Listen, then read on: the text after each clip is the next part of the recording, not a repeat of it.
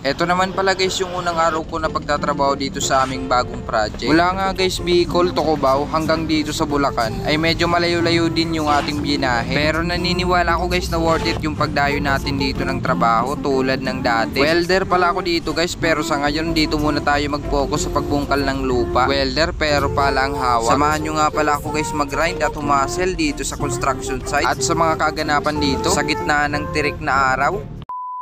Kung bakit palang hawak ko guys imbis na handle ng welding machine. Hindi pa kasi guys dumarating yung mga materialis na bakal tulad ng angle bar, parlina, I-beam at iba pa. Kaya dito na muna tayo isiningit ng ating foreman kesa naman guys mabakante. At hindi na nga ito bago sa amin, lalo na kapag nagsisimula pa lang yung project. Mahalaga din guys na matuto tayo dito sa ibang mga gawain para pag isiningit tayo sa ibang trabaho ay may idea tayo. At dito pala guys ay gumagawa yung mga kasama natin ng hawla. Iyan pala yung magiging suporta natin kapag mag-welding tayo ng biga na I-beam. Sasabit lang pala yan guys at diyan ka na mauupo habang nag-welding. At dito naman guys naghahakot yung iba pa nating mga kasama ng hollow papunta sa mga nagasintada ng hollow block. At nagpatuloy nga kami dito guys ni Tito Ampid magpala ng lupa at inilipat namin dito sa mas malalim na area. Napansin nga namin guys ng daming ulapian dito sa aming pinapala at kung ano-ano pang mga uod katulad nito na parang kulay asul. At sa unang sahod natin dito guys ay bibili tayo ng PPE or personal protective equipment para naman may extra protection tayo kapag magtatrabaho. At ayan nga guys si foreman naglilibot sa aming site at tinanong natin siya kung gaano kalawak itong aming project. At aabot daw ito guys sa 900 square meter. At maya maya nga guys ay break time na at nakita natin si Kuya Arman na may bitbit na gulay. Ganun din si Kuya Erwin. Mga dahon pala ito guys ng ligaw na ampalaya. At perfect nga itong isahog sa munggo. Tamang tama nga ito mamayang tanghali. At dito naman pala guys yung aming bara. Meron din pala kami dito guys na mini store na pagmamayaran ni Tito Jem. Maganda nga ito guys para hindi na kami lalabas ng site para bumili sa tindahan at para tipid din sa oras. Matapos nga ang break time guys, tuloy kami sa pagpapala ng lupa dito ni Tito Ampid hanggang sa matapos na namin.